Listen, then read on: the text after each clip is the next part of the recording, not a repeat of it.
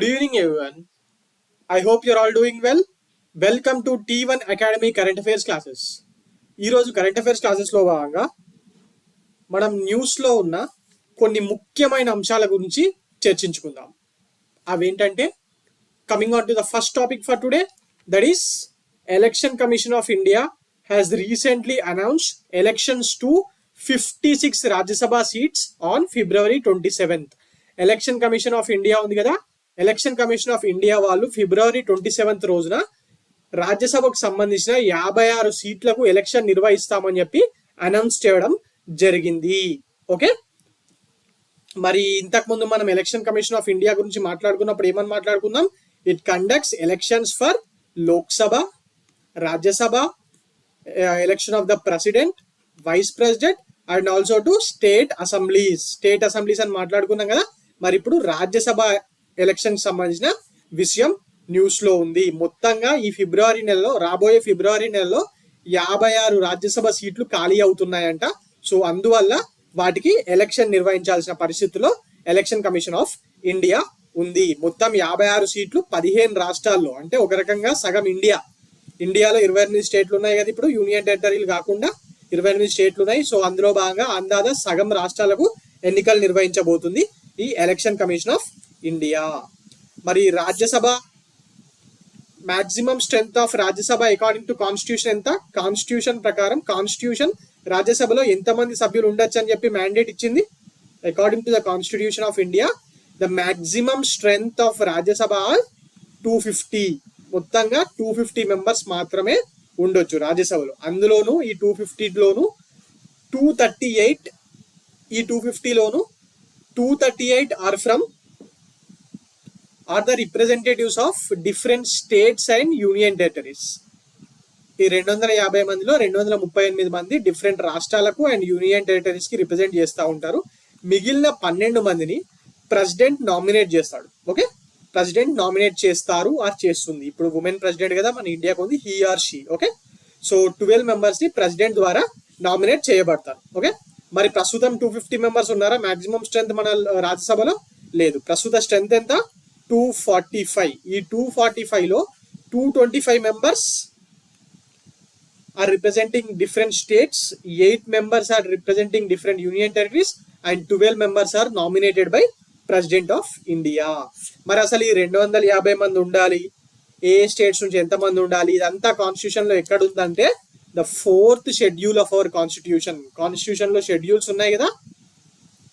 4th ఎన్ని schedules ఉన్నాయి మొత్తం గుర్తుందా? పాలిటీ టీఎస్పీఎస్సీ వాళ్ళు గ్రూప్ 2లో 50 మార్కులకు ఉంది. ఏపీఎస్సీ వాళ్ళు మీకు కూడా చాలా మార్కులకు ఉంది కదా. అసలు ఎన్ని షెడ్యూల్స్ ఉన్నాయి బేసిక్ గా చదివారా? ఏపీఎస్సీ వాళ్ళకి అయితే ఇప్పుడు గ్రూప్ 2 ఎగ్జామ్ కూడా ఉంది.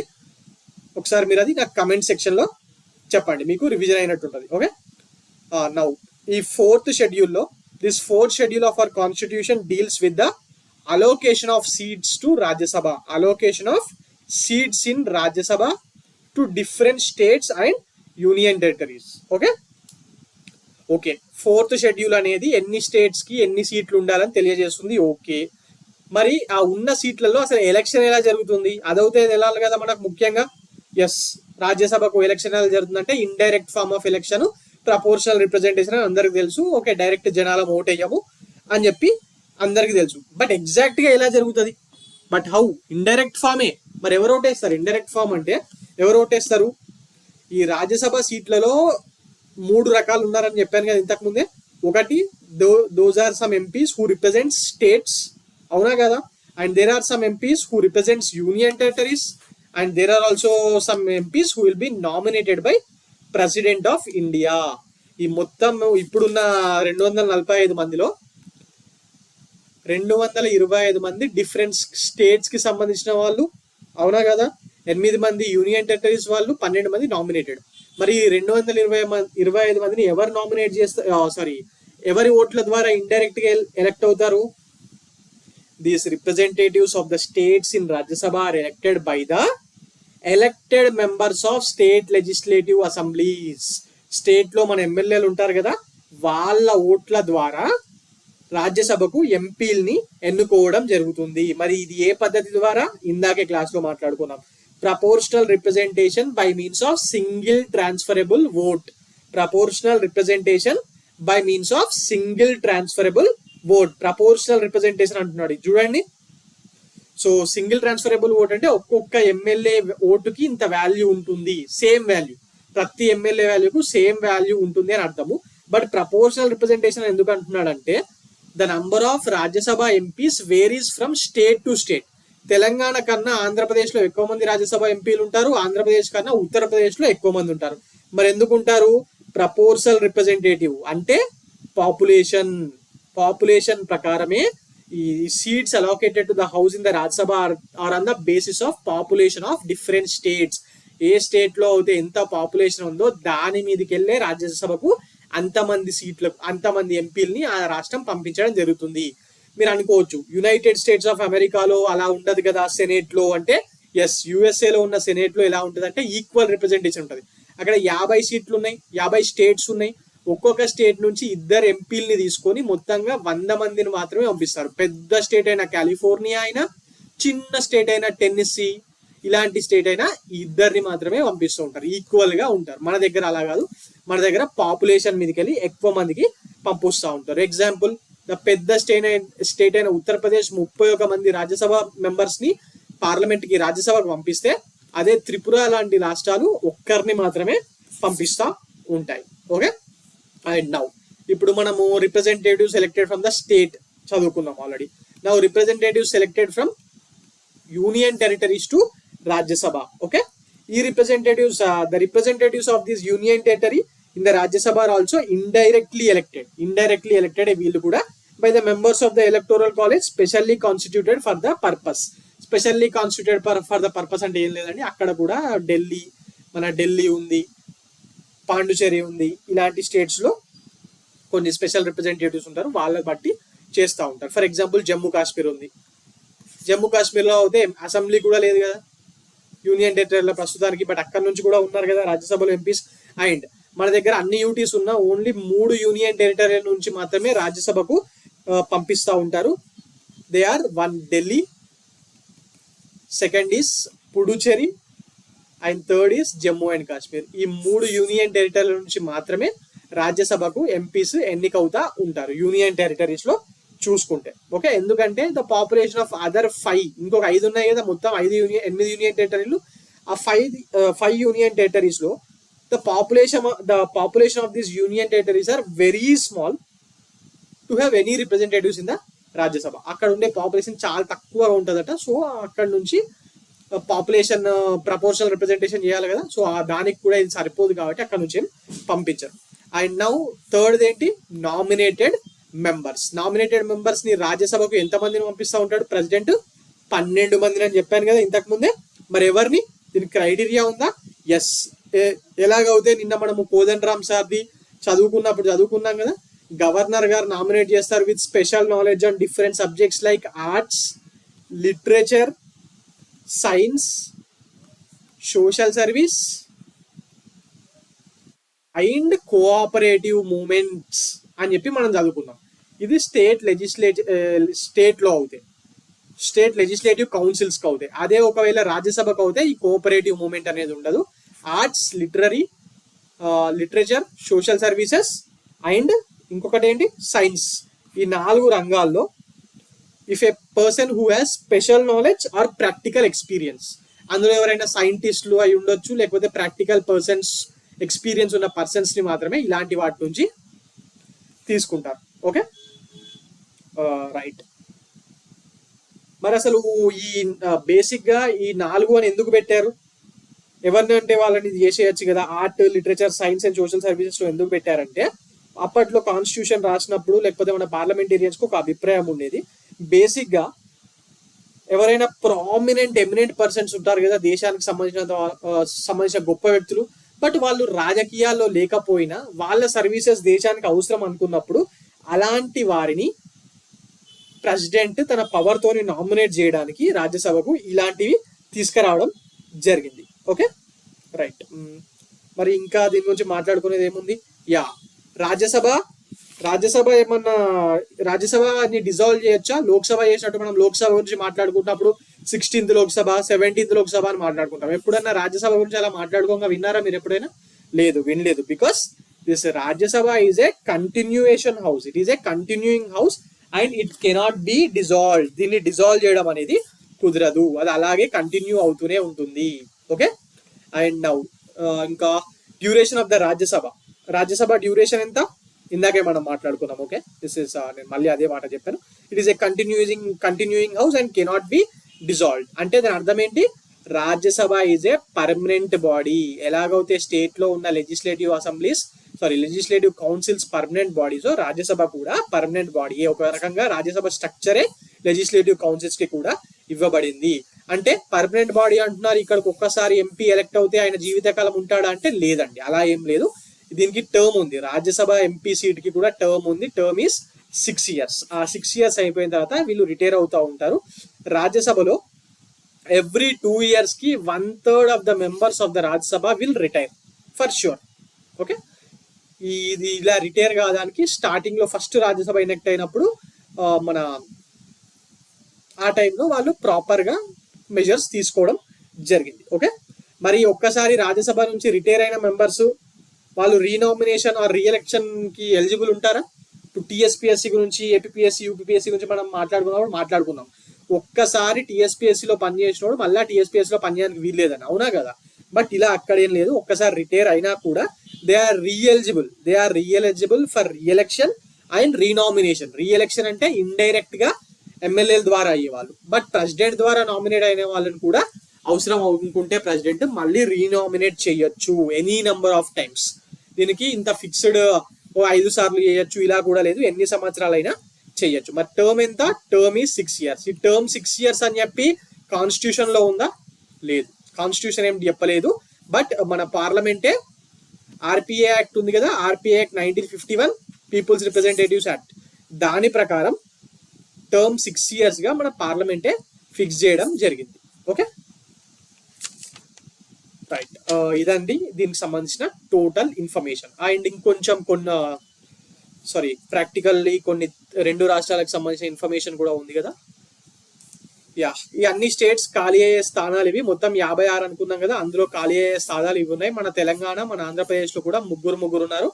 తెలంగాణ నుంచి కేసీఆర్ గారి అక్క కొడుకైన జోగినపల్లి సంతోష్ కుమార్ గారు ఉన్నారు కదా, ఆయన రిటైర్ అవుతున్నారు. అండ్ వడ్డిరాజు రవిచంద్ర అండ్ బడుగుల లింగయ్య యాదవ్, వీళ్ళు ముగ్గురు రిటైర్ అవుతున్నారు. బట్ ఇప్పుడు తెలంగాణ అసెంబ్లీలో ఉన్న స్ట్రెంత్ ప్రకారం కాంగ్రెస్ పార్టీ వాళ్ళు 2 గెలిచే ఛాన్సెస్ ఉన్నాయి. And TRS that is BRS వాళ్ళు 1 సీట్ గెలిచే అవకాశాలు ఉన్నాయి. అలాగే ఆంధ్రప్రదేశ్ నుంచి కూడా సీఎం రమేష్ ఇంకా 2 రిటైర్ అవుతున్నారు. ప్రభాకర్ రెడ్డి ఇలాంటి వాళ్ళు రిటైర్ అవుతున్నారు. బట్ ఆంధ్రప్రదేశ్ లెజిస్లేటివ్ అసెంబ్లీలో ఉన్న స్ట్రెంత్ ప్రకారం వైఎస్ఆర్సీపీ నుంచే 3 సెలెక్ట్ అయ్యే అవకాశాలు పుష్కలంగా ఉన్నాయి. And some major central ministers చాలా మంది రిటైర్ అవుతున్నారండి. Central ministers and ex prime minister Manmohan Singh, BJP chief Jayaprakash Nadda, వీళ్ళందరూ వాళ్ళ టెన్యూర్ అయిపోయింది, వాళ్ళు మళ్ళీ రీనామినేషన్ కి ట్రై చేస్తున్నారు. Okay, right. Now coming on to the next topic for today, that is Digi Yatra app గురించి ఎప్పుడన్నా విన్నారా? మాక్సిమం మెంబర్స్ వినుండొచ్చు, ఎందుకంటే ఇది 1 year అయింది. బట్ ఎప్పుడు దీన్ని డౌన్లోడ్ చేసుకుని వాడుండరు, ఎందుకంటే ఇది ఎయిర్పోర్ట్ ప్లేన్ ఎక్కే అవసరం ఉన్న వాళ్ళకి మాత్రమే ఈ డిజి యాత్ర యాప్ అనేది పనిచేస్తూ ఉంటుంది. సో మరి ఇది దేని గురించి? డిజి యాత్ర అంటే ఎయిర్పోర్ట్స్ లో అసలు బేసిక్ గా దేనికోసం పనిచేస్తుంది? ఓకే, ఫస్ట్ అసలు ఇది ఎందుకు న్యూస్ లో ఉందో చూద్దాం. డిజి యాత్ర purely voluntary. Digi Yatra app purely voluntary. Data can be collected only after the passengers consent అని చెప్పి minister for civil aviation Jyotiraditya Scindia గారు తెలియజేయడం జరిగింది. Okay, so what is this Digi Yatra app basically meant for? It is a biometric boarding system. Boarding అంటే flight కి మనము సినిమాల్లో చూస్తూ ఉంటాం కదా, నాకు బోర్డింగ్ కి లేట్ అవుతుంది అంటాడు, అంటే ఏం లేదండి, ఫ్లైట్ ఎక్కడం అంతే. Okay, this is the biometric boarding system or which provides contactless seamless movement of passengers at various checkpoints at airports based on facial recognition technology which is available in 13 airports for the domestic passengers of our country. అంటే ఏం లేదు, తెలుగులో explain చేస్తాను. మనము ఎయిర్పోర్ట్కి వెళ్తే 3 పాయింట్లలో checking చేస్తూ ఉంటారండి. ఇట్లా ఫిక్స్ చేస్తూ ఉంటారు. మనం మాల్స్కి వెళ్ళినప్పుడు వాడు చెక్ చేసి పంపిస్తాడు కదా లోపలికి, అలా ఎయిర్పోర్ట్ లో 3 డిఫరెంట్ పాయింట్స్ లో చెక్ చేసి ఉంటారు. దానివల్ల టైం వేస్ట్ అవుతుంది, ఎందుకంటే క్యూలో వెళ్ళాల్సి వస్తుంది కదా. బట్ ఈ డిజి యాత్ర యాప్ లో మీరు ఒక్కసారి మీరు రిజిస్టర్ చేసుకుంటే, ఎయిర్పోర్ట్కి వెళ్ళిన తర్వాత ఆ యాప్ ద్వారా, ఆ యాప్ లో రిజిస్టర్ చేసుకున్న వాళ్ళని ఒక దగ్గర వాళ్ళ ఐరిస్ అంటే కళ్ళు, ఫేషియల్ రికగ్నైజేషన్ అంటే ఫేస్ మొత్తాన్ని, అండ్ మన బయోమెట్రిక్ మన హ్యాండ్స్ తీసుకుంటారు. ఒక్కసారి మీరు అందులో ఐర్ అనుకోర్రి, దాని తర్వాత నుంచి ఎట్లుంటుంది అంటే సపరేట్ గా ఒక క్యూ లైన్ ఉంటుంది, అందులో నుంచి వెళ్ళిపోవచ్చు. అది ఆటోమేటిక్ గా మిమ్మల్ని రికగ్నైజ్ చేస్తూ ఉంటుంది సాఫ్ట్వేర్. ఫర్ సింపుల్ లైక్ మన టోల్ గేట్ సిస్టమ్ ఉంది కదా, ఇంతకుముందు టోల్ గేట్ సిస్టమ్ ఎట్లుంటుండే, ఒక్కొక్కళ్ళం ఆగి డబ్బులు కట్టి క్యాష్ ఇచ్చి రిసిప్ట్ తీసుకుని పోయేటోళ్ళం. ఇప్పుడు ఏమైంది, టెక్నాలజీ వచ్చేసింది, ఆర్ఎఫ్ఐడి టెక్నాలజీ, దబాదబ్ వెళ్ళిపోతున్నాం కదా. ఈ డిజి యాత్ర టెక్నాలజీ కూడా అలాంటిదే. బట్ కాకపోతే దీంట్లో ఒక ప్రాబ్లం ఉందండి, ప్రైవసీ కన్సర్న్స్. ఎలా, మన ఐరిస్ స్కాన్ చేస్తున్నారు, మన ఫింగర్ ప్రింట్ స్కాన్ చేస్తున్నారు, అవునా, ఫేషియల్ టెక్నాలజీ కూడా వాడుతున్నారు. మనం చాలా మంది మేము మన ఫోన్లలో మన ఫింగర్ ప్రింట్సే పెట్టుకుంటున్నాం కదా. అంటే మీరు అనుకోవచ్చు మనదోడు దాన్ని హ్యాక్ చేస్తాడు అని, బట్ మన ఆధార్ ఐడీసే మొత్తం హ్యాక్ అయి ఉన్నాయి, ఇంటర్నెట్లు ఉన్నాయని చెప్పి మనం ఎన్నిసార్లు న్యూస్లో చూడలేదు, డార్క్ వెబ్లో ఉన్నాయని. బట్ కొందరు బిగ్ పర్సన్స్ ఉంటారు, వాళ్ళకి ప్రైవసీ అవసరం ఉంటుంది. అందరు జనాలకు అవసరం లేకపోయినా celebrities, take as celebrities or central ministers, ఎవరైనా స్టేట్ మినిస్టర్స్ ఎవరైనా ప్రైవసీ విషయంలో వాళ్ళకి ఇబ్బందులు ఎదురవుతూ ఉంటాయి. వాళ్ళకి సంబంధించిన డేటా స్టీల్ అయ్యి మార్కెట్లో కోట్లకు బేరాలు పెట్టుకున్న సందర్భం కూడా ఉన్నాయి. అందువల్లనే ఇలాంటి ఇష్యూ ఫేస్ చేసిన ఒక టీఎంసీ ఎంపీ ఆ విషయం మీద సివిల్ ఏవియేషన్ మినిస్టర్ అయిన జ్యోతిరాదిత్య సింధియాకు లెటర్ రాశాడు. ఏమంటే, మీరైతే ఇంతకు ముందు పెట్టినప్పుడు దీన్ని వాలంటరీ అన్నారు, కానీ ఎయిర్పోర్ట్స్ లో ఇది కంపల్సరీగా మ్యాండేటరీగా తీసుకుంటున్నారు, దీనివల్ల నేనే ఇబ్బంది ఎదుర్కొన్నాను అని చెప్పి ఆయన లెటర్ రాయడం జరిగింది. సో అది దానికి స్పందించిన జ్యోతిరాదిత్య సింధియా మళ్ళీ ఈ ఎయిర్పోర్ట్ అథారిటీస్ వాళ్ళతోని ఒక మీటింగ్ కండక్ట్ చేసి దాని మీద ప్రెస్ మీట్ పెట్టడం జరిగింది. దట్ ఈస్, ఇది ప్యూర్లీ వాలంటరీ, ఎవరికైతే ఇష్టమో వాళ్ళు మాత్రమే వెళ్ళండి, దీన్ని బలవంతంగా ఎవరి మీద రుద్దము అని చెప్పి తెలియజేయడం జరిగింది. ఓకే, అండ్ నౌ ఇది మనము ఏమని మాట్లాడుకున్నాం, డొమెస్టిక్ ప్యాసెంజర్స్ కి ఆల్రెడీ ఇండియాలో ఉన్న 13 ఎయిర్పోర్ట్లలో అవైలబుల్ ఉందని చదువుకున్నాం కదా. Now government of India is planning to implement the facial biometric based process for international passengers also. Why? To expedite immigration checks. Immigration check ఎంతసేపు పడుతుందో తెలుసు కదా. లోపలికి మనము ఫర్ ఎగ్జాంపుల్ మీ తమ్ముల్లో చెల్లెల్లో ఎవరినైనా అమెరికాకు చదువుకోవడానికి వెళ్ళుంటే వాళ్ళని ఎయిర్పోర్ట్ పంపించేటప్పుడు మనం వెళ్తే మనము ఈ ఇష్యూ ఫేస్ చేసి ఉంటాం. ఫ్లైట్ ఇంకొక 3 hours ఉందనగా వీళ్ళు అప్పుడే ఇమిగ్రేషన్ చెక్కి వెళ్తారు, అవునా కదా. ఎందుకోసం అనుకున్నారు, ఇదే ప్రాబ్లం. లగేజ్ చెకింగ్ అనుకోండి, మొత్తం డేటా చెకింగ్ అనుకోండి, పర్సన్ చెక్ అనుకోండి, ఇవన్నీ ఎక్కువ ఉంటాయి ఇంటర్నేషనల్ ప్యాసెంజర్స్ కి. అందువల్ల ఏం చేస్తున్నారంటే అక్కడ ఆ రద్దీ తగ్గడం ఒకటి, ప్లస్ వీళ్ళకు కూడా ఇంత వెయిటింగ్ టైం ఉండకుండా ఇలాంటి కాన్సెప్ట్ తీసుకురావడానికి ట్రై చేస్తున్నారు in major airports like Delhi, Bombay and Bengaluru. ప్రస్తుతానికి హైదరాబాద్ లో లేదు. ఫిజికల్ పాస్పోర్ట్ వెరిఫికేషన్ చెయ్యరట అసలు. ఒక్కసారి మనం రిజిస్టర్ చేసుకుని మన ఐరిస్, మన ఫేస్ అండ్ బయోమెట్రిక్ ఇచ్చేస్తే ఫిజికల్ వెరిఫికేషన్ చేయకుండా పంపించేస్తారట. సో దానివల్ల టైం ఆదా అవుతుంది ఇలాంటి వాళ్ళకు. బట్ ప్రైవసీ కన్సర్న్స్ చాలా మందికి ఉంటాయి, ఎందుకంటే these data can B lacked. And one more thing, ఇదేం గవర్నమెంట్ ఆర్గనైజేషన్ వాళ్ళు దీన్ని చేయట్లేదు, ఒక ఎన్జిఓ వాళ్ళు దీనికి సంబంధించిన బాధ్యతలు చూస్తున్నారు కాబట్టి చెప్పలేం. There can be an issue in the future. Okay, right. Now coming on to the next topic for today, that is beating retreat. Beating retreat అంటే ఏంటి గైస్? న్యూస్ లో ఉంది కదా బీటింగ్ రిట్రీట్. ఇది ప్రతి ఒక్కళ్ళకు దీని గురించి బేసిక్ థింగ్ తెలిసి ఉండాలి, బీటింగ్ రిట్రీట్ అంటే ఏంటనేది. ఓకే, సో ఇది మనం చాలా సినిమాల్లో చూసుంటామండి. మనం పాత సినిమాల్లో చూసాము, ఆ మధ్య మొన్న వచ్చిన బాహుబలి లాంటి సినిమా, లేకపోతే ట్రాయ్ లాంటి సినిమా, వీటిలో అన్నిట్లో చూసాం, పాత సినిమాల్లో అన్నిట్లో చూసాం. ఏంటంటే this is beating retreat is some type of a military tradition which date backs from the days when troops disengaged from the battle at sunset. అంటే ఒక్కసారి సూర్యోదయం కాగానే మన పాత సినిమాల్లో కొన్ని వాయిసెస్ డప్పులు కొట్టినట్లు సౌండ్ వినిపించి, లేకపోతే ఇలా సౌండ్స్ వినిపించి యుద్ధం ఒక్కసారి ఆపేస్తారు కదా, దట్స్ కాల్డ్ బీటింగ్ రిట్రీట్. ఆ టైంలో అప్పటి నుంచి దీన్ని ఫాలో అవుతా ఉన్నారు. ప్రస్తుతం ఏంటంటే మన ఈ రిపబ్లిక్ డే సెలబ్రేషన్స్ ప్రతి ఇయర్ జరుగుతూ ఉంటాయి కదా, ఆ వేడుకల ముగింపు సూచికగా సంప్రదాయ ప్రకారం నిర్వహించే బీటింగ్ రిట్రీట్ అనేది ఒక కార్యక్రమం.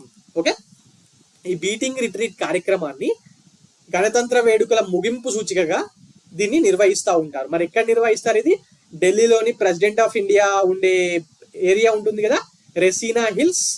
ఓకే, దీని మీదనే మనం ఇండియా ఒక సెక్యూరిటీ డైలాగ్ ని కూడా నిర్వహిస్తుంది ప్రతి ఇయర్. ఏం పేరు అది? రసీనా హిల్స్ సెక్యూరిటీ డైలాగ్, అవునా కదా? ఎస్, ఆ ఏరియాలో ఇది ఘనంగా నిర్వహించడం జరిగింది. సో దీని నిర్వహణతో గణతంత్ర వేడుకల ముగిశాయి. ఓకే, ఈ ఇయర్ గణతంత్ర వేడుకలు ముగిశాయి. దీనికి Indian president, vice president, prime minister, defence minister, supreme court chief justice, త్రివిధ దళాధిపతులు అందరూ రావడం జరిగింది. అండ్ బేసిక్ గా ఫర్ ద ఫస్ట్ టైం ఒక సిఆర్పిఎఫ్ వాళ్ళకి సంబంధించిన ఒక ఉమెన్ లెడ్ బ్యాండ్ దీంట్లో పార్టిసిపేట్ చేసిందట. Completely women led band. Okay, దీంట్లో పార్టిసిపేట్ చేయడం జరిగింది. ఓకే, సో మనం ఇందులో గుర్తుపెట్టుకోవాల్సింది ఏంటంటే సింపుల్, బీటింగ్ రిట్రీట్ యొక్క అర్థం, డెఫినిషన్ తెలుసుకుంటే చాలు. గణతంత్ర వేడుకల ముగింపు సూచికగా దీన్ని నిర్వహిస్తూ ఉంటారు. ఒకటి, this is basically A military tradition అని చెప్పిన పాయింట్ మనం గుర్తుపెట్టుకుంటే సరిపోతుంది. మీరు పాత సినిమాల్లో వచ్చేది ఒక్కసారి గుర్తుపెట్టుకోండి. మనం మహాభారతం ఇవి చూసినప్పుడు, లేకపోతే ట్రాయ్ లాంటి ఇంగ్లీష్ సినిమా చూసినప్పుడు చీకటి పడుతుందనగానే డప్పులు కొట్టేసి ఒక సౌండ్, ఒక మ్యూజిక్ సౌండ్ రిలీజ్ చేసేవాళ్ళు, గుర్తుందా? అదే బీటింగ్ రిట్రీట్ అండి. అది మిలిటరీ ట్రెడిషన్ అని గుర్తుపెట్టుకుంటే సరిపోతుంది. ఓకే, మరి ఇప్పుడు ప్రస్తుత కంటెక్స్ట్ లో గణతంత్ర వేడుకలకు సంబంధించి దీన్ని నిర్వహిస్తూ ఉంటారు at the end of that thing అని చెప్పి గుర్తుపెట్టుకుంటే సరిపోతుంది. బట్ ఇంపార్టెంట్ అండి, బీటింగ్ రిట్రీట్ అనేది చెప్పలేము. గ్రూప్ 1 లాంటి ఎగ్జామ్ లో వస్తుందా అంటే ఇవ్వకపోవచ్చు. But group 3, group 2 prelims, IBPS, SSC, CGL, ఇప్పుడు రాబోతున్న ఈ ఎగ్జామ్ ఉంది కదా సిఎస్ఐఆర్ వాళ్ళది, అలాంటి ఎగ్జామ్స్ లో అడిగే అవకాశాలు ఉన్నాయండి. Okay, right. Now coming on to the next topic for today, that is centre allows women employees to nominate her son or daughter for family pension. అంటే ఇంతకుముందు ఫ్యామిలీ పెన్షన్ అనేది ఒక మహిళా ఎంప్లాయీ ఆమె చనిపోయిన తర్వాత ఆటోమేటిక్ గా వాళ్ళ భర్తకు మాత్రమే వచ్చేదంట. అంటే వాళ్ళు కలిసి ఉన్న, భార్యాభర్తలు విడాకులు తీసుకున్న సందర్భంలోను, గృహహింస నిరోధక చట్టం కింద ఆయన జైల్లో ఉన్న, వరకట్న నిషేధ చట్టం మీద కేసున్న, ఐపీసీ కింద కేసులు నమోదైన సందర్భాల్లో కూడా వాళ్ళకే వచ్చేదంట.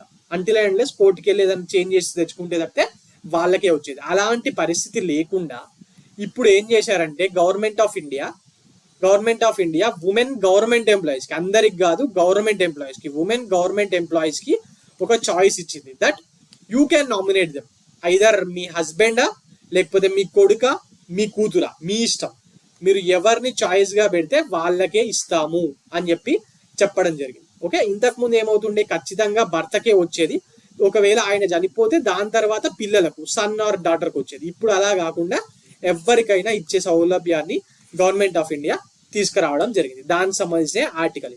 సామాజికంగా, ఆర్థికంగా తీవ్ర ప్రభావం చూపే కీలక నిర్ణయాన్ని కేంద్ర ప్రభుత్వం తీసుకుంది. ప్రభుత్వ మహిళా ఉద్యోగులు, మహిళా పింఛన్దారులు తమ మరణానంతరం కుటుంబ పింఛన్ను భర్తకు కాకుండా కుమారుడికో కుమార్తెకో చెందేటట్టు నామినేషన్ చేయవచ్చని సోమవారం గవర్నమెంట్ ఆఫ్ ఇండియా ప్రకటించింది. మహిళలకు సమాన హక్కులు కల్పించే దిశగా కేంద్రం ఈ నిర్ణయం తీసుకున్నది అని చెప్పి కేంద్ర సిబ్బంది వ్యవహారాల సహాయ మంత్రి జితేందర్ సింగ్ వెల్లడించడం జరిగిందంట. ఓకే, సో ఇది దీనికి సంబంధించి మనం ఇప్పటి వరకు మాట్లాడుకున్నదే ఉంది. ఓకే, అండ్ నా కొన్ని విషయాలు. ఇంతవరకు మహిళా ఉద్యోగి లేదా పింఛన్దారును తదనంతరం కుటుంబ పింఛన్ను ఆమె భర్తకు అతడి మరణానంతరం పిల్లలకు చెందేలా పేర్లు ప్రతిపాదించేవారు. ఇకపై భర్తకు కాకుండా పిల్లలకే పింఛన్ చెల్లించడానికి వీలుగా దీన్ని తీసుకురావడం జరిగిందంట. మరి మెన్ ఎంప్లాయీస్ కి ఆప్షన్ ఉందా? లేదు, నేను నా భార్యకి ఇయ్యను, ఓన్లీ నా కొడుకో నా కూతురుకో వెళ్తే చాలు అనే ఆప్షన్ ఉందా మెన్ ఎంప్లాయీస్ కి? లేదండి, అలాంటి ఆప్షన్ లేదు. ఉమెన్ ఎంప్లాయీస్ కి మాత్రమే అలాంటి ఆప్షన్ ఇవ్వడం జరిగింది. ఓకే, మరి ఇది ఆటోమేటిక్ గా వెళ్ళిపోతుందా? ఆటోమేటిక్ గా వెళ్ళేది లేదండి, వీళ్ళు ఖచ్చితంగా అప్లై చేసుకోవాలి. తన మరణానంతరం భర్తకు కాకుండా పిల్లలకు కుటుంబ పింఛన్ చెల్లించాలంటే మహిళా ఉద్యోగి తన హెచ్ఓడి అంటే విభాగాధిపతి ఉంటాడు కదా, ఆయనకు లిఖితపూర్వకంగా అడగాల్సి ఉంటుంది. Okay, right. ఇది దీనికి సంబంధించిన ఇన్ఫర్మేషన్. ఇండియన్ సొసైటీలో భాగంగా దీని మీద క్వశ్చన్ చెప్పలేము. ఉమెన్ ఇష్యూస్ ఉన్నాయి కదా ఇండియన్ సొసైటీలో, ఇది కూడా ఉమెన్ ఇష్యూ కిందకే వస్తుంది కదా. సో అడిగితే అడగొచ్చు. So please try to remember this. మరి దేన్ని ఈ పాయింట్ ఇంపార్టెంట్ అండి. ఏ చట్టాన్ని సవరించి దీన్ని తీసుకొచ్చారంటే కేంద్ర పౌర సర్వీసుల నిబంధనలు కేంద్ర పింఛన్దారుల సంక్షేమ విభాగం సవరించిందట. కేంద్ర పౌర సర్వీసుల నిబంధనలను వీళ్ళు సవరించడం జరిగింది. Okay, right. Now coming on to the next topic, this is only important for the students who are preparing for TSPSC, APPSC వాళ్ళకు అవసరం లేదు. Okay, right. Coming on to the topic, రీసెంట్గా కవాల్ టైగర్ రిజర్వ్ ఉంది కదా, Kawal tiger రిజర్వ్లో ఒక survey జరిగింది. ఎవరు నిర్వహించారు ఆ survey? Hyderabad tiger conservation society and Telangana forest department వీళ్ళిద్దరూ కలిపి ఏషియన్ వాటర్ ఫౌల్ సెన్సస్ 2024 అనే దాన్ని నిర్వహించడం జరిగింది. మరి ఎక్కడ నిర్వహించారంటే ఈ సర్వేని వీళ్ళు కవ్వాల్ టైగర్ రిజర్వ్ ఉంది కదా, ఎక్కడుంది ఇది? ఓల్డ్ ఆదిలాబాద్ జిల్లా, ప్రస్తుతం మంచిర్యాల జిల్లాలో ఉంది కదా. మంచిర్యాల జిల్లాలోని జిన్నారం మండల్లో ఇది ఉంది, అక్కడ దీన్ని నిర్వహించడం జరిగింది. మరి ఈ జిన్నారం మండలం గురించి ఆల్రెడీ మనం ఒక 3-4 డేస్ కింద మాట్లాడుకున్నాం ఒక టాపిక్ విషయంలో. మరి ఏ విషయంలో మాట్లాడుకున్నాం ఈ జిన్నారం సంబంధించిందంటే గుర్తుందా ఏమన్నా? నాగోబా జాతరకు సంబంధించిన విషయం మీద మనం మాట్లాడుకోవడం జరిగింది కదా. నాగోబా జాతరకు సంబంధించిన గోండ్లు ఈ జిన్నారం మండలంలో దగ్గర ప్రవహిస్తున్న గోదావరి నది నుంచి నీళ్లు తీసుకొచ్చి నాగోబా మీద పోసి క్లీన్ చేస్తారని చెప్పి చదువుకున్నాం కదా. ఎస్, అదే జిన్నారం మండల్. అక్కడే ఈ కవ్వాల్ టైగర్ రిజర్వ్ ఉంది.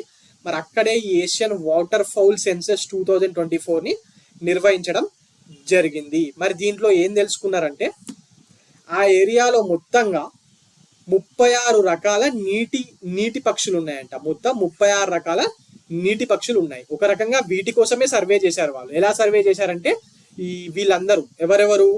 హైదరాబాద్ టైగర్ కన్జర్వేషన్ సొసైటీ వాళ్ళు, తెలంగాణ ఫారెస్ట్ డిపార్ట్మెంట్ వాళ్ళు, ఆ చుట్టుపక్కల ఉండే వాటర్ బాడీస్ ఉంటాయి కదా, లైక్ చెరువులు, కుంటలు, ఆ ఏరియాల్లో బైనాకులర్ల సహాయంతో ఎక్కడెక్కడ ఏమేమి ఉన్నాయి, అసలు ఎన్ని రకాలు ఉన్నాయని చెప్పి ట్రై చేయడం జరిగింది. సో మొత్తంగా వీళ్ళ కంటికి 36 రకాల నీటి పక్షులు దొరికాయంట. ఇవే అందులో కొన్ని ఫేమస్ వాటిని పిక్చర్స్ ఇవ్వడం జరిగింది. స్పాట్ బాల్ బాతు అంటే బాతే కాకుండా అక్కడక్కడ చుక్కలు ఉన్నాయి కదా, దాని స్పాట్. మనం ఎట్లా అయితే స్పాటెడ్ డియర్ అంటామో, ఇది స్పాట్ బాల్ బాతు అంతే.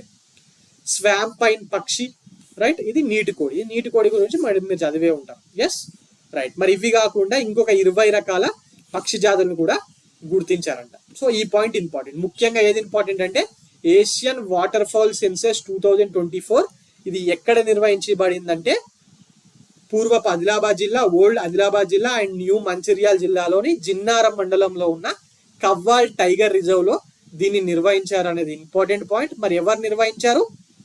హైదరాబాద్ టైగర్ కన్జర్వేషన్ సొసైటీ వాళ్ళు అండ్ తెలంగాణ ఫారెస్ట్ డిపార్ట్మెంట్ కలిసి ఆ చుట్టుపక్కల ఉన్న వాటర్ బాడీస్ లో దీన్ని చేయడం జరిగింది. మరి అందులో వీళ్ళు 36 రకాల నీటి పక్షుల్ని గుర్తించడం జరిగింది అనేది ఇంపార్టెంట్ పాయింట్. ఈ 3 పాయింట్స్ దీంట్లో వెరీ వెరీ ఇంపార్టెంట్. టీఎస్పీఎస్సీ వాళ్ళకు ముఖ్యంగా గ్రూప్ 1, గ్రూప్ 2, గ్రూప్ 3లో 100% వస్తుంది క్వశ్చన్. ఈసారి ఎన్విరాన్మెంట్ టాపిక్ ఉంది కదా, అందులోనూ రీజనల్ ఎన్విరాన్మెంట్ కూడా అడగొచ్చు. కవ్వాల్ టైగర్ రిజర్వ్ న్యూస్ లో ఉంది. ఇలాంటి ఒక ఏషియాకి సంబంధించి ఏషియన్ రేంజ్కి సంబంధించిందే ఇక్కడ జరిగింది. సో ఆటోమేటిక్గా అడుగుతాడు. తెలంగాణకు చెందిన వ్యక్తులు ఎవరైనా నేషనల్ లెవెల్లో ఫేమస్ అయినా కూడా అడుగుతున్నాడు క్వశ్చన్లో, ఎగ్జామ్స్లో. టీఎస్పీఎస్సీ గ్రూప్ 1లో కూడా అడిగాడు లాస్ట్ టైము. మరి ఇది అవుతే ఏషియా లెవెల్లో ఫేమస్ అయిన ఈవెంట్. సో ఆటోమేటిక్గా అడగడా మీరే ఒకసారి ఆలోచించండి. Right, now coming on to the next topic for today, that is Maratha military landscape. ఈ మరాఠాలకు సంబంధించిన కొన్ని మిలిటరీ ల్యాండ్స్కేప్స్ ఉన్నాయి కదా, అంటే మిలిటరీ ఫోర్ట్స్ ఉన్నాయి కదా. ఒక 12 ఫోర్ట్స్ ని గవర్నమెంట్ ఆఫ్ ఇండియా వాళ్ళు యునెస్కో ట్యాగ్ 2024 కోసము నామినేషన్స్ కి పంపించారంట ఈ ఇయర్. ఆల్రెడీ మన యునెస్కోలో చాలా ఉన్నాయి కదా ఇండియా నుంచి. ఏమున్నాయి? ఆ మహారాష్ట్రలోనే Ellora caves, Ajanta caves, Agra fort, Taj Mahal, Jantar Mantar, ఇలా ఎన్నో ఉన్నాయి కదా. మరి మన తెలంగాణ నుంచి రీసెంట్ గా రామప్ప టెంపుల్ వచ్చింది. మరి మన ఏపీ నుంచి ఏమొచ్చింది? ఏపీ నుంచి యునెస్కో లిస్ట్ లో ఉన్నది ఏం లేదు, బట్ టెంటేటివ్ లిస్ట్ లో ఉన్నాయి. ఓకే, మరి ఇప్పుడు ఈ ఇయర్ 2024-25 కోసము గవర్నమెంట్ ఆఫ్ ఇండియా వాళ్ళు ఈ మరాఠాలు ఆ టైంలో అంటే వాళ్ళు కింగ్డమ్ రూల్లో ఉన్న టైంలో మరాఠా మిలిటరీ ల్యాండ్స్కేప్స్ ని కట్టడం జరిగింది. అంటే ఏం లేదండి, కోటలు 12 దుర్భేద్యమైన మిలిటరీ కోటల్ని ఆ టైంలో కట్టారు వాళ్ళు. ఇదిగోండి అందులో నుంచి ఒక పిక్చర్ ఇది ఇంపార్టెంట్ అండి. ఎందుకంటే మరాఠా కింగ్డమ్ లో భాగంగా ఎప్పుడు శివాజీ గారి గురించి క్వశ్చన్స్ వచ్చినప్పుడు శివాజీ గారు కట్టిన కోటలు ఉన్నాయి చూసారా, ఆయన గెరిల్లా వార్ఫేర్ చేసేవాడు కదా ఔరంగజేబ్ అపోజిట్ గా. మరి ఆ టైంలో ఆయన కట్టిన కోటల మీద కూడా క్వశ్చన్స్ ఇచ్చారు. టిఎస్పిఎస్సి ఎస్ఐ ఎగ్జామ్, టిఎస్పిఎస్సి కాదు, తెలంగాణ వాళ్ళ ఎస్ఐ ఎగ్జామ్స్ టిఎస్పిఎల్ఆర్బిలో, ఏపీ వాళ్ళ ఎస్ఐ ఎగ్జామ్స్ లో ఆల్రెడీ అడిగారు. ఆ 12 కోటల పేర్ల నుంచి which among the following is the fort constructed by Shivaji or Marathas అని చెప్పి అడిగారు. మరి ఆ 12 కోటలు ఏంటి తెలుసా, గుర్తున్నాయా? ఇది కరీం సార్ బుక్ లో ఉన్నాయండి. కరీం సార్ బుక్ లో ఈ కోటల పేర్లు ఉన్నాయి. ఓకే, మరి ఇవి మహారాష్ట్రలోని సల్వేర్ కోట. ఇది సల్వేర్ కోట, ఇది అదే ఒక కోట అండి. చూడండి దీనికి వెళ్ళడం ఎంత కష్టం. ట్రెక్కింగ్ చేసే వాళ్ళు వెళ్తా ఉంటారు తప్పితే నార్మల్ జనాలు ఎవ్వరు వెళ్ళరు. బట్ ఇది మహారాష్ట్రలో ఉంటుంది. అప్పట్లో వీళ్ళు వాడుకునేవారు, మరాఠా కింగ్డమ్ వాళ్ళు వాడుకునేవారు. మహారాష్ట్రలో ఉన్న సల్వేర్ కోట, శివనేర్ కోట, ఇదైతే చాలా ఫేమస్. శివనేర్ కోట, దీని మీద చాలా సార్లు క్వశ్చన్ వచ్చింది. Shivneri fort and Lohgad fort, Khanderi fort, Raigad fort, Rajgad fort, Pratapgad fort, సువర్ణదుర్గం, పన్వాలా ఫోర్ట్, విజయదుర్గం, సింధుదుర్గం, ఇవన్నీ మహారాష్ట్రలో ఉన్నాయి. అండ్ తమిళనాడులో కూడా ఒకటి ఉందంట, గింజీ కోట, Gingee fort. This is constructed in Tamil Nadu. So ఈ 12 కోటల నుంచి which among the following is a fort constructed by Marathas అని చెప్పి క్వశ్చన్ అడుగుతున్నాడు.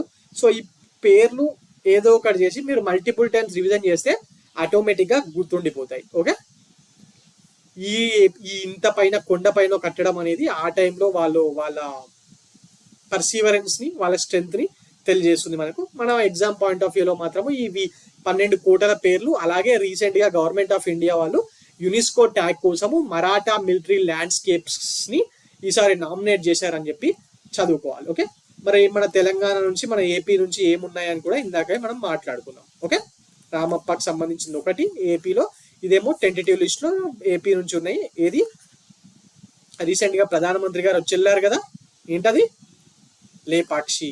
Okay, right. ఇదండి దీనికి సంబంధించిన total information and some basic things. UNESCO, ఇది మీకు తెలిసిందే కదా, యునెస్కో హెడ్ క్వార్టర్ ఎక్కడ ఉంది, ఇదంతా రైట్ మనం చాలాసార్లు డిస్కస్ కూడా చేసుకున్నాం. Okay, right. Now coming on to the next topic for today, that is Republic Day tableaux. Republic Day tableaux news లో ఉన్నాయి కదా ఆల్రెడీ. తెలంగాణ వాళ్ళది నేను ఆల్రెడీ మొన్న క్లాస్ లో చెప్పాను. తెలంగాణ వాళ్ళది ఏ రిపబ్లిక్ డే టాబ్లూక్ ని వాడారని చెప్పాను, దాని పేరు కూడా చెప్పాను. గుర్తుందా? ఎస్, గుర్తుండే ఉంటది. గుర్తు లేకపోతే ఒకసారి 27th జనవరి రోజు క్లాస్ ని మళ్ళీ చూడండి. ఓకే, అండ్ నౌ మరి ఈ రిపబ్లిక్ డే టాబ్లూక్స్ లో భాగంగా, ఈ రిపబ్లిక్ డే టాబ్లూక్స్ అంటే ఏం లేదండి, మన రిపబ్లిక్ డే రోజు ఢిల్లీలో పరేడ్ నిర్వహిస్తూ ఉంటారు కదా, ఆ పరేడ్స్ కి కొన్ని స్టేట్స్ నుంచి ఈ వాహనాలు అనేటివి వెళ్తూ ఉంటాయి. సో అందులో భాగంగా, అంటే శకటాలు అంటాం తెలుగులో, అందులో భాగంగా వెహికల్స్, అందులో భాగంగా ఆంధ్రప్రదేశ్ విద్యాశాఖకు సంబంధించిన ఒక ఈ శకటానికి పీపుల్స్ చాయిస్ విభాగంలో 3rd ప్లేస్ రావడం జరిగిందంట. అది అందువల్ల ఇది న్యూస్ లో ఉంది. సో ఇది ఆటోమేటిక్ గా ఏపీఎస్సి వాళ్ళకి ఇంపార్టెంట్ అవుతుంది కదా.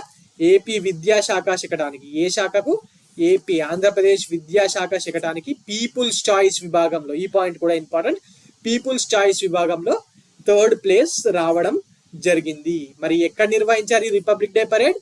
కర్తవ్య పద్ లో నిర్వహిస్తున్నారు కదా. నరేంద్ర మోడీ గారు వచ్చిన తర్వాత దానికి ఆ ఏరియాకు కర్తవ్య పద్ అని పేరు పెట్టారు కదా. ఆ కర్తవ్య పద్ లో వికసిత్ భారత్ అనే థీమ్, డిఫరెంట్ థీమ్స్ లో నిర్వహిస్తూ ఉంటారు. వికసిత్ భారత్ అనే థీమ్ లో భాగంగా గవర్నమెంట్ విద్యారంగంలో, అంటే ప్రభుత్వ విద్యారంగంలో, గవర్నమెంట్ ఎడ్యుకేషన్ సెక్టార్ లో చేపట్టిన సంస్కరణలకు, దట్ ఈస్ రిఫార్మ్స్ కు అనుగుణంగా తీర్చిదిద్దిన శకటానికి ఇది డిఫరెంట్ పీపుల్ ని ఆకట్టుకోవడంతో ఇది పీపుల్స్ చాయిస్ విభాగంలో ఆంధ్రప్రదేశ్ కి 3rd ప్లేస్ రావడం జరిగింది. మరి అదే కేటగిరీలో ఫస్ట్ 2 ప్లేసెస్ ఎవరు? Yes, first 2 places, first is Gujarat, second is Uttar Pradesh. ఆంధ్రప్రదేశ్లో గవర్నమెంట్ ఎడ్యుకేషన్కి సంబంధించి ఇంగ్లీష్ మీడియం ప్రవేశపెట్టారు కదా పిల్లలందరికీ. సో అది ఎప్పుడు న్యూస్లోనే ఉంటుంది దానికి సంబంధించిన విషయాలు. సో ఆటోమేటిక్గా ఇప్పుడు వైఎస్ జగన్మోహన్ రెడ్డి గారి గవర్నమెంట్ ఉంది అండ్ ఇండియాలో ఎక్కడా లేని విధంగా ఇంగ్లీష్ మీడియం పాఠశాలలు స్టార్ట్ చేశారు కాబట్టి, అంటే అది ఎలా నిర్వహిస్తున్నారు అనేది secondary point of view, but start చేశారు కాబట్టి సో ఆటోమేటిక్గా ఆయన గవర్నమెంటే కాబట్టి దాని మీద ఒక సెంట్రల్ గవర్నమెంట్ నుంచి తరపున ఒక అవార్డు వచ్చింది కాబట్టి ఆటోమేటిక్గా ఇది ఏపీపీఎస్సి వాళ్ళకు ఎగ్జామ్లో అడుగుతాడు. సో ప్లీజ్ ఇది ఇందులో గుర్తుపెట్టుకోవాల్సింది ఏంది, ఏ డిపార్ట్మెంట్కి వచ్చిందంటే ఏపీ ఎడ్యుకేషన్ డిపార్ట్మెంట్కి రావడం జరిగింది. మరి ఏ విభాగంలో? పీపుల్స్ చాయిస్ విభాగంలో. ఓకే, మరి ఇందులో ఫస్ట్ సెకండ్ ఎవరికి వచ్చినాయి? First is Gujarat, second is Uttar Pradesh and third is Andhra Pradesh. Okay, right. Now coming on to the next topic for today. Next we will be discussing some topics in the form of MCQs. There are some topics, కొన్ని topics ఉన్నాయి న్యూస్లో, but అవన్నీ అంత పెద్ద topics కాదు, అలాగని important కాదు. So ఇంపార్టెంటే. సో అలాంటి టాపిక్స్ని నేను ఎంసీక్యూ విధానంలో మీకు ఇక్కడ ఇవ్వడం జరుగుతుంది. రీసెంట్గా ఇది ఇంటర్నేషనల్ రిలేషన్స్కి సంబంధించిన టాపిక్. రీసెంట్గా Helmand river dispute which is recently in news is related to which 2 countries అని అడుగుతున్నాడు. ఆప్షన్స్ ఇచ్చాడు: Afghanistan Iran, Afghanistan Iraq, Afghanistan Pakistan, Pakistan Iran. అందరూ ఏమనుకుంటారు, డిస్ప్యూట్ అనగానే రీసెంట్గా పాకిస్తాన్ ఇరాన్ వాళ్ళు కొట్టుకున్నారు, బాంబులు వేసుకున్నారు ఒకళ్ళ మీద ఒకళ్ళు, సో వాళ్ళకి సంబంధించింది అనుకోవచ్చు, బట్ కాదండి. ఈ హెల్మండ్ రివర్, ఈ పేరు గుర్తుందా? హెల్మండ్ రివర్ ఇది కాబుల్ సిటీ ఉంది కదా ఆఫ్ఘనిస్తాన్ క్యాపిటల్, దాని గుండా ప్రవహిస్తూ ఉంటుంది ఈ హెల్మండ్ రివర్. సో ఇది న్యూస్లో ఉంది ఎందుకంటే ఈ హెల్మండ్ రివర్ మీద ఆఫ్ఘనిస్తాన్ వాళ్ళు ఒక డ్యామ్ కట్టాలి అని చెప్పి నిర్ణయించారు తాలిబన్స్. బట్ ఇది 1979లో ఆఫ్ఘనిస్తాన్కి ఇరాన్కి కుదిరిన ట్రీటీకి వ్యతిరేకంగా ఉందని చెప్పి ఇరాన్ గవర్నమెంట్ దీన్ని వ్యతిరేకిస్తుంది. ఓకే, బట్ తాలిబన్స్ మాత్రము లేదు, మేము దాన్ని కరెక్ట్గానే చేస్తున్నాము అని చెప్పి ఆర్గ్యూ చేస్తున్నారు. సో ఇరాన్ గవర్నమెంట్ రాజ్ ద ఆఫ్ఘనిస్తాన్ తాలిబన్స్ దట్ ఇరాన్కి సంబంధించిన హైడ్రోలాజికల్ ఎక్స్పోర్ట్స్ వచ్చి హెల్మండ్ రివర్లో అసలు వాటర్ ఎంత ఉంది, కెపాసిటీ ఎంతో ఉందని చెక్ చేయాలని చెప్పి అనుకుంటున్నారు అని చెప్పి అడగడం జరిగింది. బట్ ఇప్పటి వరకు అయితే పర్మిషన్ రాలేదు. సో చూడాలి. సో ఈ హెల్మండ్ రివర్ డిస్ప్యూట్ అనేది ఏ దేశాల మధ్యలో ఉందన్నట్టు ఇప్పుడు ఆఫ్ఘనిస్తాన్ అండ్ ఇరాన్. ఎందుకంటే ఈ హెల్మండ్ రివర్ నుంచి ఆఫ్ఘనిస్తాన్లో ఫ్లో అయ్యే రివర్, ఇది ఆఫ్ఘనిస్తాన్లో ఉన్న అత్యంత పెద్ద నది. ఎలాగైతే మన గంగా మనకు పెద్ద నదో, బట్ స్టిల్ గంగా నుంచి బంగ్లాదేశ్కి వాటర్ వెళ్తూ ఉంటాయి కదా, ఎందుకంటే అది బంగ్లాదేశ్ తర్వాతనే సముద్రంలో కలుస్తుంది కదా. అలాగే ఈ రివర్ అనేది ఇరాన్కి వెళ్ళి ఇరాన్ నుంచి సముద్రంలో కలవడం జరుగుతుంది. సో ఇరాన్ వాళ్ళకు కూడా హక్కులు ఉన్నాయి, ఇంత వాటర్ ఫెసిలిటీ హక్కులు ఉన్నాయి, ఇంతకు మించి ఆఫ్ఘన్ వాళ్ళు వాడుకోకూడదు అని చెప్పి 1979లో అప్పుడున్న గవర్నమెంట్స్ మధ్య ఒక ట్రీటీ చేసుకోవడం జరిగింది. Okay, right. Now coming on to the next question for today, that is review committee of anti defection law recently appointed by Lok Sabha Speaker is headed by whom? రీసెంట్గా Lok Sabha speaker ఎవరు? First మన భారతదేశ Lok Sabha speaker ఎవరు ఇప్పుడు? ఓం బిర్లా గారు కదా. ఆయన ఈ యాంటీ డిఫెక్షన్ లా ఉంది కదా, 10th షెడ్యూల్ ప్రకారం తీసుకొచ్చిన యాంటీ డిఫెక్షన్ లా, దాన్ని రివ్యూ చేయడం కోసము ఒక కమిటీని నియమించడం జరిగింది ఆయన. మరి ఆ కమిటీకి ఈ లోక్సభ స్పీకర్ గారు ఎవరిని హెడ్గా నియమించారని చెప్పి అడుగుతున్నాడు క్వశ్చన్లో. ఆప్షన్స్ ఏమిచ్చాడు? తెలంగాణ స్పీకర్ గడ్డం ప్రసాద్ కుమార్, ఎస్ ఈయన రీసెంట్గానే ఎలక్ట్ అయ్యాడు కదా గడ్డం ప్రసాద్ కుమార్. మరి ఆంధ్రప్రదేశ్ స్పీకర్ తమ్మినేని సీతారాం గారు పేరిచ్చారు, మహారాష్ట్ర స్పీకర్ రాహుల్ నర్వేకర్ గారు పేరిచ్చారు, అండ్ మధ్యప్రదేశ్ స్పీకర్ నరేందర్ సింగ్ తోమర్ గారి పేరు ఇవ్వడం జరిగింది.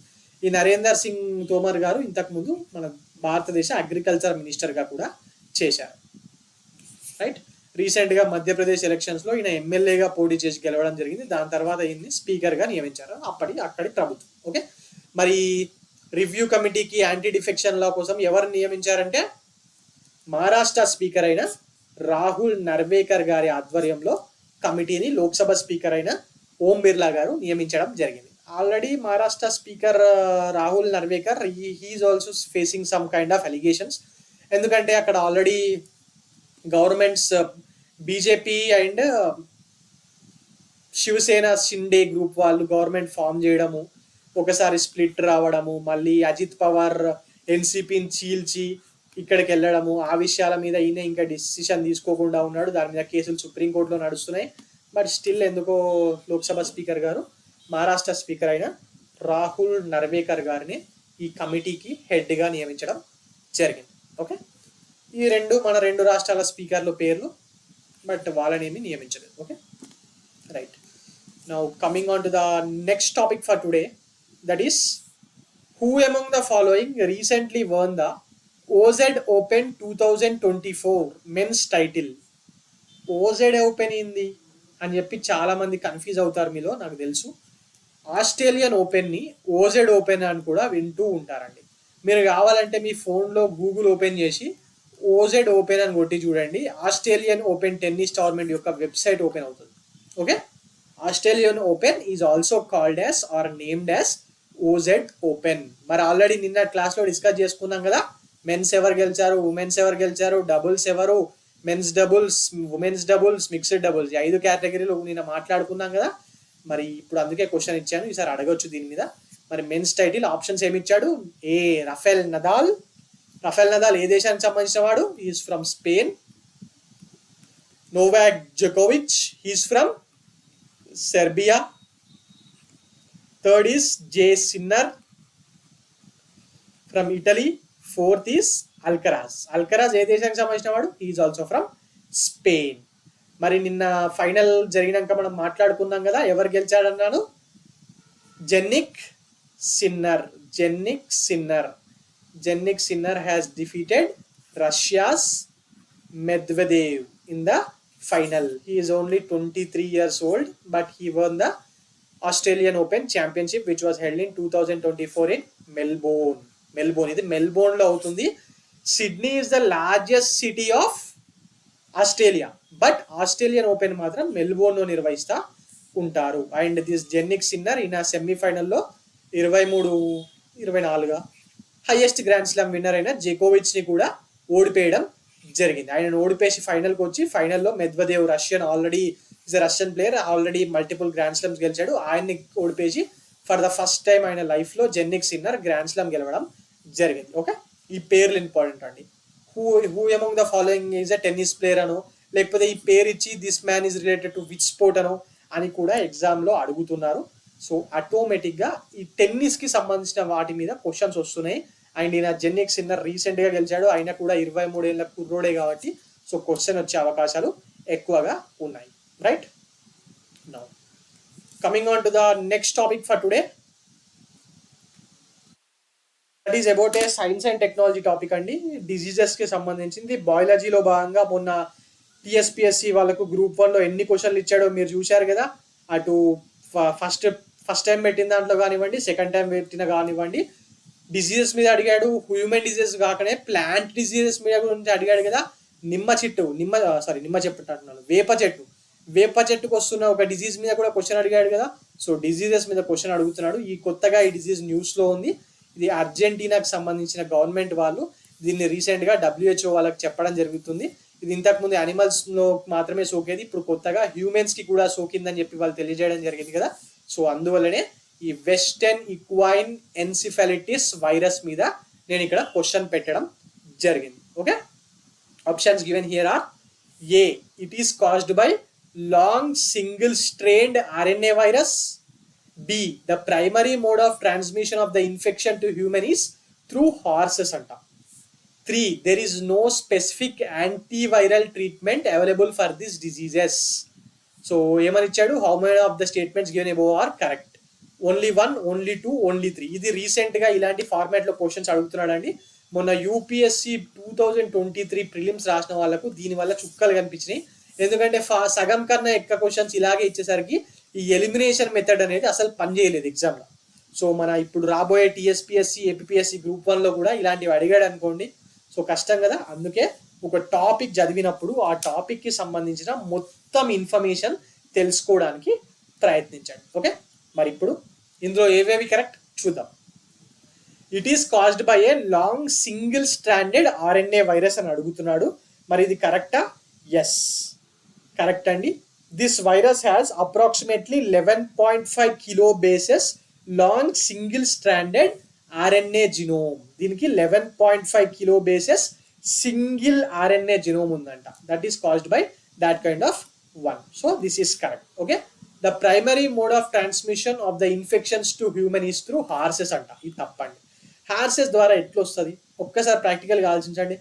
మన మ్యాక్సిమం హ్యూమన్కి హార్సెస్కి కనెక్టివిటీ ఎక్కడ ఉంటుంది? హార్స్ రైడ్ చేసేటోళ్ళకి తప్పితే, లేకపోతే ఆ గుర్రాలని తింపేటోళ్ళు ఉంటారు, ఎవరన్నా పిల్లల్ని ఎక్కి చాడించే వాళ్ళు తప్పితే జనరల్గా జనాలు ఎవరు హార్సెస్తో కాంటాక్ట్లోకే వెళ్ళరు. అవునా కదా? అంటే వెళ్ళే వాళ్ళకి రావచ్చు కదా మీరు అనొచ్చు, బట్ అది దాని ద్వారా రావట్లేదు. సో బేసిక్గా ఇది దేని ద్వారా వస్తుందంటే మస్కిటోస్ ద్వారా వస్తుందంట. The primary mode of transmission of infections to humans is through mosquitoes. These mosquitoes are acting as vectors of the virus. అంటే vectors of the virus అంటే ఈ వైరస్ ని మస్కిటోనే స్ప్రెడ్ చేస్తున్నాయి. ఓకే, రైట్, ఇది correct. And third is there is no specific antiviral treatment available for the disease. అవును, దీనికంటూ స్పెషల్గా యాంటీవైరల్ ట్రీట్మెంట్ అనేది ఏమీ లేదు. సిమ్టమ్స్ వచ్చిన దాన్ని బట్టి ట్రీట్మెంట్ చేయడమే. ఎలాగైతే కోవిడ్కి చేసేవాళ్ళు సిమ్టమ్స్ బట్టి చేసేవాళ్ళు, ఇది కూడా అంతే. యాంటీవైరల్ ట్రీట్మెంట్ అనేది ఏమీ లేదు. Symptomatic cure very very important. Especially neurological symptoms ఎక్కువగా వస్తూ ఉంటాయంట, దానికి సంబంధించినే చూసుకోవాల్సి ఉంటుంది డాక్టర్లు. న్యూరలజికల్ సిమ్టమ్స్ అంటే ఈ విషయంలో సపరేట్గా బ్రెయిన్లో ఇన్ఫెక్షన్స్ అవ్వడము లేకపోతే ఇన్ఫ్లమేషన్ అవ్వడం జరుగుతూ ఉంటుందంట. Okay, right. సో ఇప్పుడు ఏవేవి కరెక్ట్? ఇందులో A is correct and C is correct. So answer ఏంటి? Only 2 is the correct answer, right. So ఇదండి ఈరోజు current affairs. For more current affairs like this, please visit T1 Academy and also please subscribe our channel T1 Academy. Thank you.